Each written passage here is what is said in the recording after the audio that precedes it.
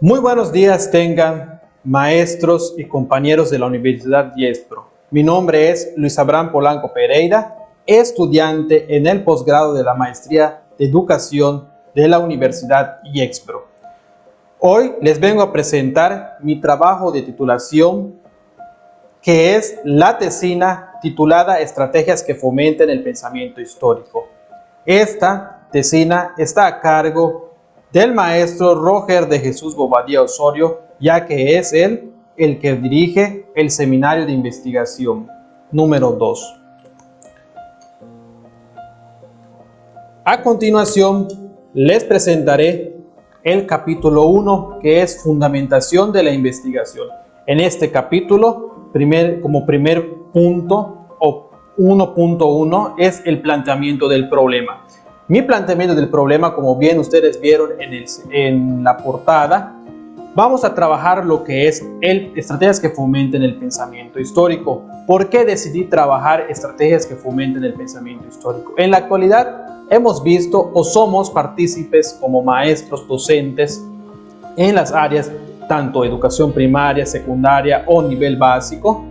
Hemos distinguido que varios maestros no trabajan las materias que consoliden el criterio social.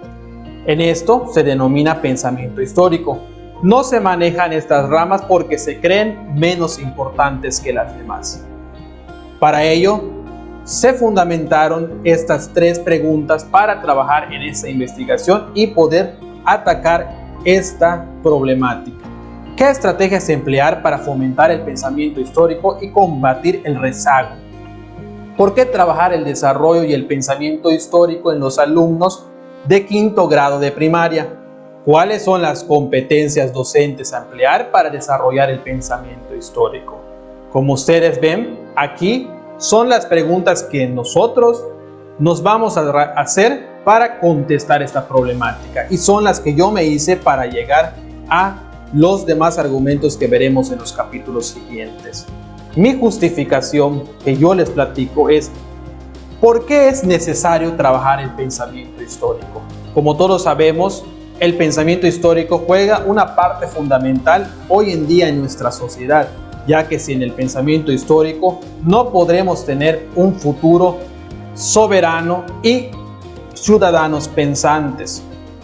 Podemos erradicar con estos pensamientos en la primaria o esta fomentación de estrategias que van vinculadas al pensamiento histórico, que seamos en un futuro esos niños que nosotros enseñamos sean ciudadanos hechos y derechos, o sea, ciudadanos de bien.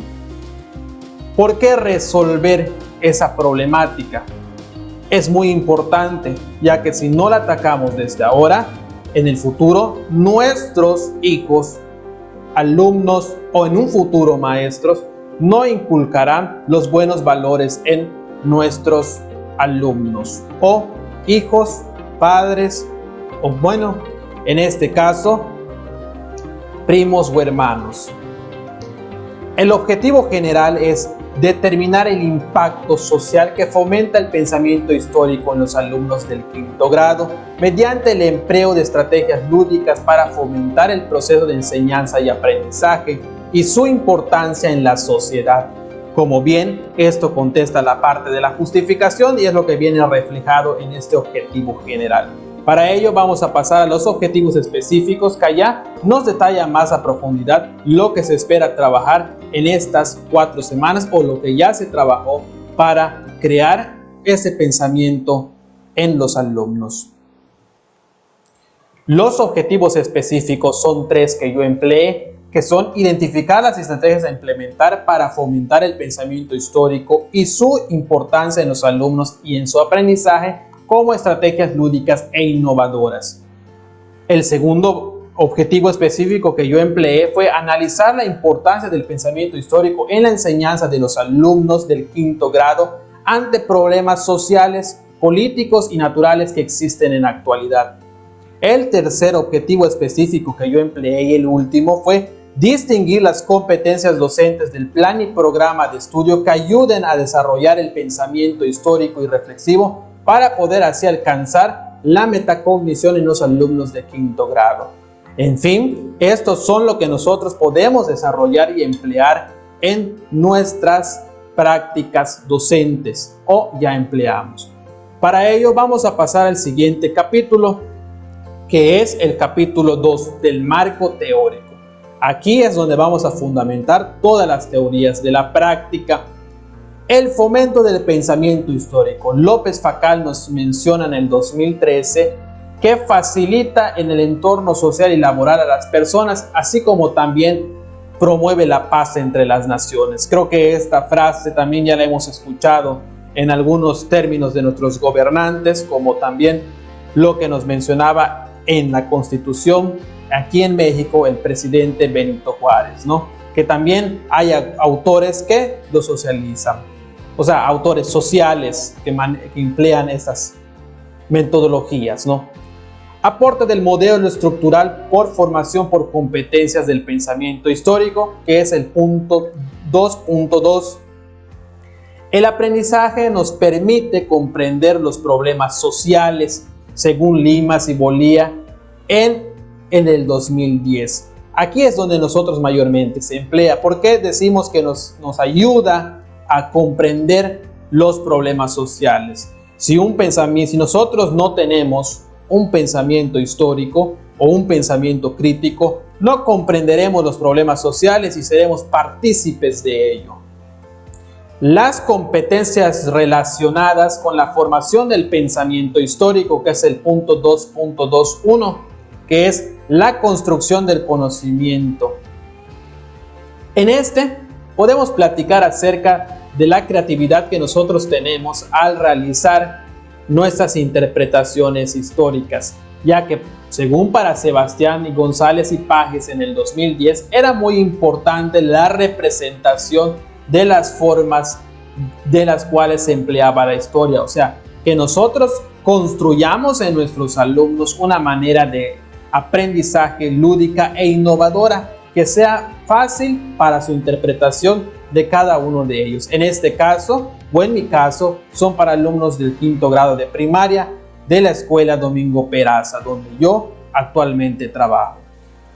El punto 2.2 es la construcción de las competencias históricas y temporales. Aquí manejamos un actor que es uno de los principales y también sale en los trabajos de investigación como en las teorías cualitativa y cuantitativa, pero este autor aquí nos presenta sobre la conciencia del histórico temporal, que es Arista en el 2015, nos sustenta que los discursos en la enseñanza nos facilitan el aprendizaje de la temporalidad, sino que más bien no lo entorpece. A lo que vamos, un discurso nos facilita el aprendizaje, no nos los facilita con certeza, nos ayuda a llegar a él. Pero aquí también él menciona que no es necesario que solo se esté como una cátedra la historia, sino más bien que tiene que ser un aprendizaje que se interactúe entre los alumnos y los maestros, de una manera que sea interpretada hacia los intereses de los alumnos. Por último, el punto 2.2, la construcción de la conciencia histórica temporal. Aquí más bien es a los sucesos que nosotros se contraponen los procesos de enseñanza-aprendizaje. ¿Por qué digo que se contrapone? Porque para algunos maestros dirán, es que estos se contraponen cuando se llevan eventos cívicos. No se contraponen. Son eventos que nos ayudan a saber el pasado que nosotros llevamos para tener hoy en día lo que nosotros disfrutamos o gozamos. En este caso, por ejemplo, la escuela, que ya ha pasado por varias reformas, no se antepone nada, pero sino que dicen que la enseñanza es parte de un aprendizaje del contexto, o sea que tenemos que emplear nuestro contexto, llevarlo a nuestra aula para poder aprender. La historia no solo se trabaja en la materia de historia, ciencias naturales, geografía o por XY, formación cívica y ética, sino que también se trabaja en las materias como español y matemáticas. ¿Por qué? Porque tenemos que utilizar todos esos aprendizajes metacognitivos y que nos ayudan a aprender o a explicar mejor nuestro proceso de enseñanza-aprendizaje.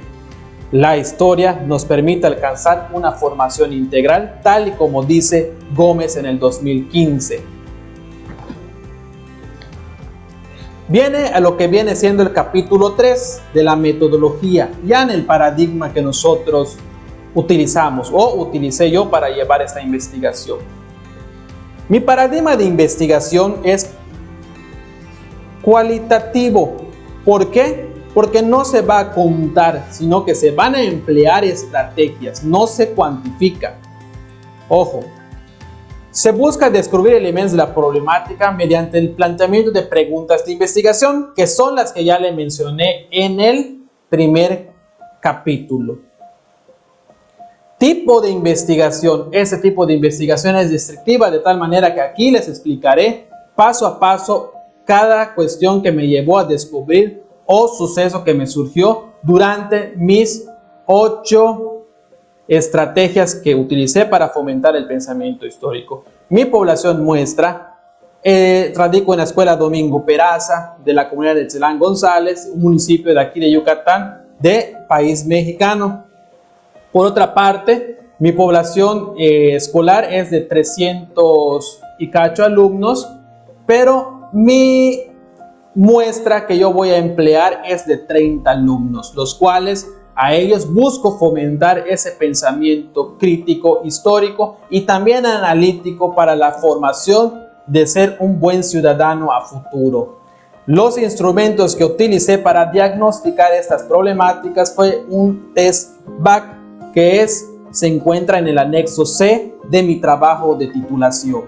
La observación que yo voy a emplear en esta tesina fue una matriz de consistencia que me ayudará al otro término que es para comprobar la observación del participante, que también me sirvió para diagnosticar y me sirvió también para evaluar esta tesina o este trabajo de titulación.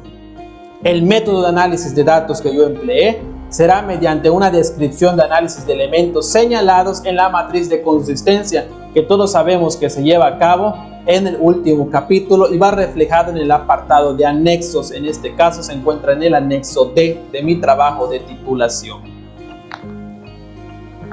Llegamos a la parte que nos puede conmover, que es la parte de las propuestas de intervención, que es, vamos a decirlo así, el nudo central de esta investigación. Ya de una vez platicado acerca de los temas que yo les reflejé en el marco teórico, pues ya con eso pude sacar lo siguiente: las 8 sesiones y mis 8 propuestas que empleé en este trabajo de investigación. Cabe de recalcar que estas propuestas son sustentadas mediante los autores que nos explicaron en el marco teórico. Las vivencias que yo comparto en estas propuestas son muy fundamentales, ya que no son encontradas en ninguna página web. ¿Por qué les digo que no son en una página web? Son estrategias sencillas que yo pude percatarme de observar en lo más sencillo que empleamos en el salón de clase día con día. Estas estrategias para ustedes no serán muy, vamos a decir, exuberantes, pero para mí son fundamentales, ya que me ayudaron a crear ese pensamiento en mis alumnos.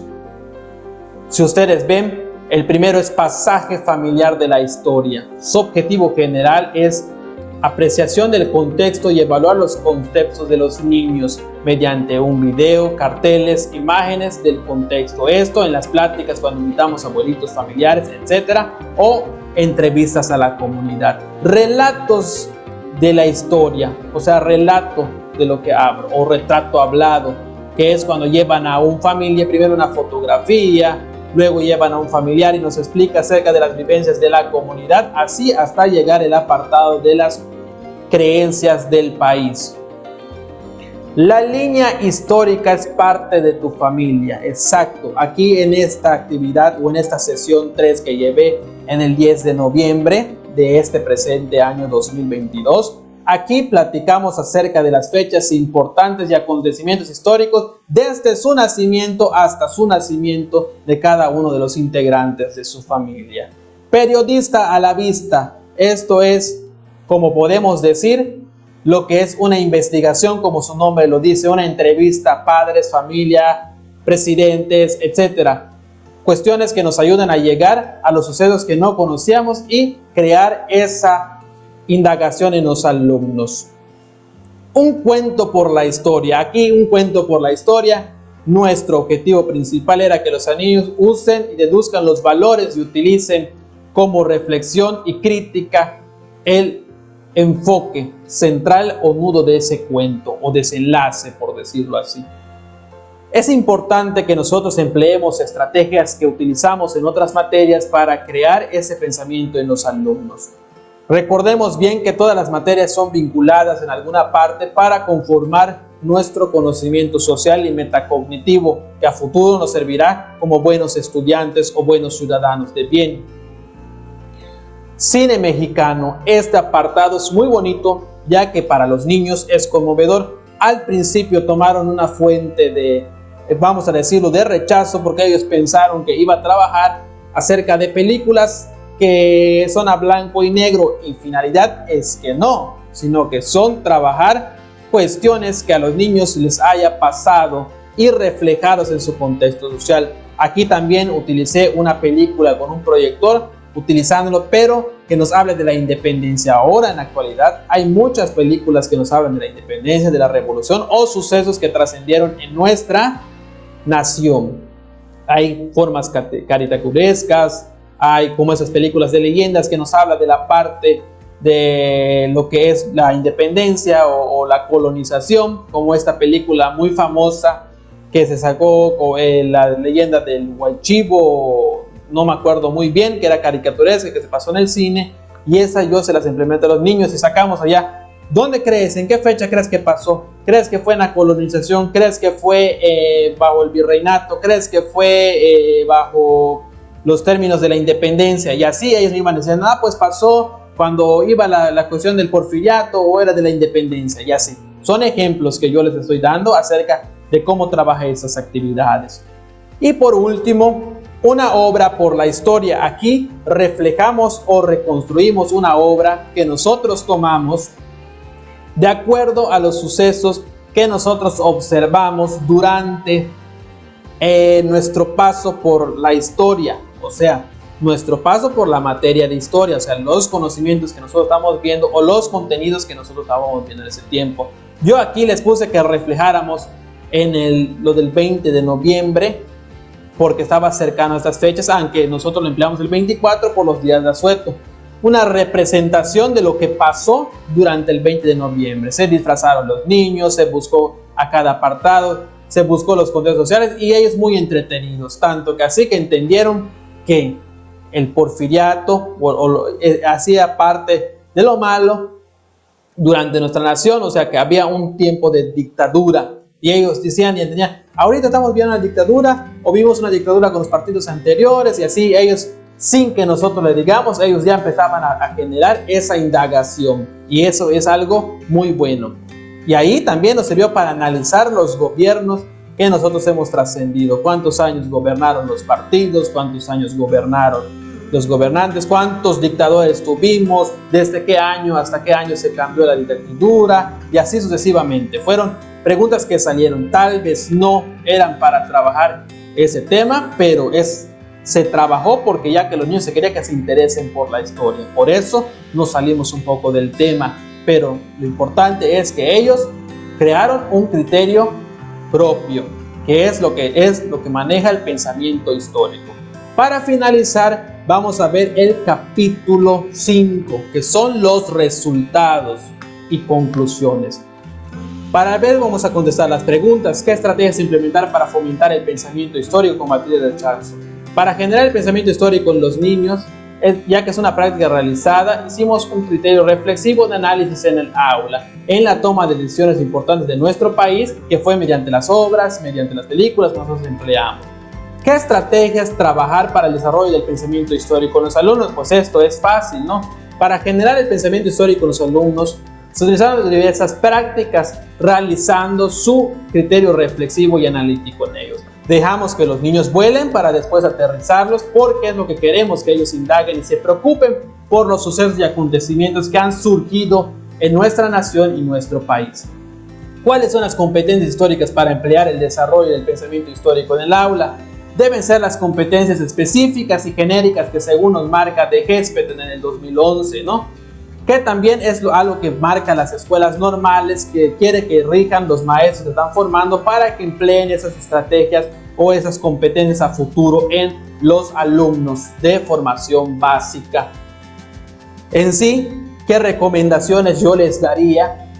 Es que al trabajar una materia histórica no lo empleemos con estrategias que sean de lo más fastidiosas o aburridas, sino que podemos utilizar estrategias como las que yo empleé, que son tan simples: usar una línea del tiempo y ponerle un nombre artístico, pasajes de la vida, por ejemplo, y así para que los niños desde el título que escuchen ellos vayan motivándose y ellos vayan sintiendo, ¿de qué será que va a hablar el maestro? ¿Qué será que va a explorar? Es lo que es la fundamentación de esto. Siempre dejar que los niños vuelen, no decirles, no, eso estamos hablando, no, de eso se está platicando, no. Vamos a dejar que ellos vuelen, a que se salgan un poquito del tema para después aterrizarlos y verlos y adentrarlos en otro conocimiento. A veces de una problemática así surge un nuevo conocimiento que nos ayuda a desarrollar otras materias.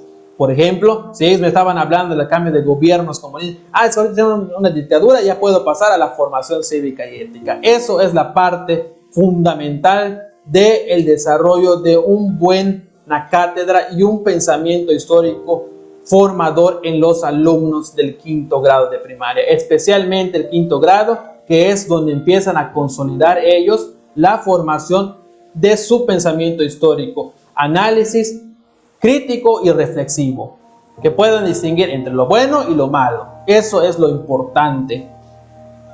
En conclusión, me gustó trabajar este tema, bastante conmovedor lo que yo llevé, y en un 85% todos los alumnos aprendieron a dominar este apartado, o sea, fomentar ese criterio histórico, interesarse por la materia. De los 30 alumnos que yo tuve, solo 28, de los 30 alumnos, los 28 resultaron aprender muy bien y a interesarse por la historia.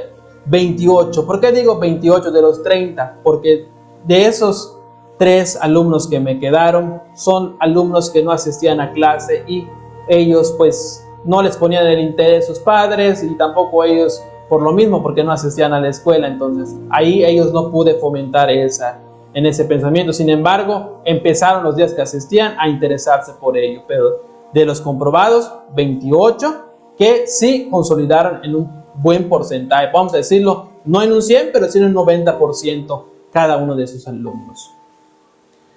Por mi parte es todo. Yo estoy muy satisfecho con estos resultados, y antes que nada, para terminar y concluir con este trabajo de titulación, le doy el agradecimiento a Dios por permitir terminar estos estudios.